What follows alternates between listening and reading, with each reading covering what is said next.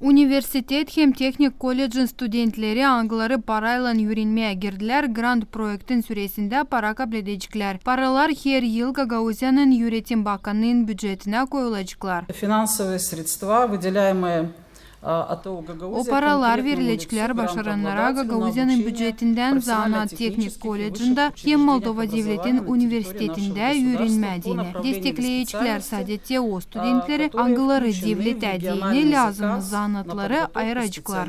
по приоритетным направлениям деятельности. Her yıl 2 sıra kontraktın 50% geçirecekler grant kabul eden studente. Grant studentler para kabul edecekler te o zaman açan Bakanlık Komiteti studentlerle kontrakt kuracak. В целях определения приоритетных специальностей, обеспечения объективного и прозрачного отбора кандидатов на получение Saklıda bir şey kalmasın diyeni hem doğru kandidatlar üretmek grantını kabul etmeye ayrılsın diyeni Bakanlık Komitetin kararına göre çok türlü zanatlı komisya kurulacak. Komisyanın içine girecek bakanlıkların yöneticileri hem yerli iş veren agentstvosunun başı. Komisya her yıl kuracak liste te o zanatlarla anglary ilkin devlete lazım. На подготовку специалистов по приоритетным для автономии направлениям и специальностям.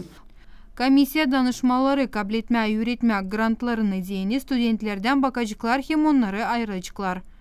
В случаях, когда на специальность будет претендовать большее количество студентов, чем предусмотрено в региональном заказе на соответствующий год, будет применен критерий отбора студентов. Yerlin bir zanata birkaç student isterse olacak konkurs notalara göre. Kimde daha yüksek bakalavr balı o da geçecek. Tek olaylarda Bakanlık Komiteti varsaydı parası var nice grant versin dil pek sorumlu zanatlarda studentlere.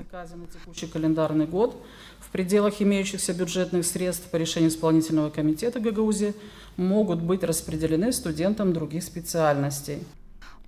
Grant kabul eden student yakışır geçsin başka öğretim kurumuna sadece kendi zanatına. Başardıktan sonra o kayılı olur Gagauzya'nın kurumlarında en az 3 yıl çalışsın. Также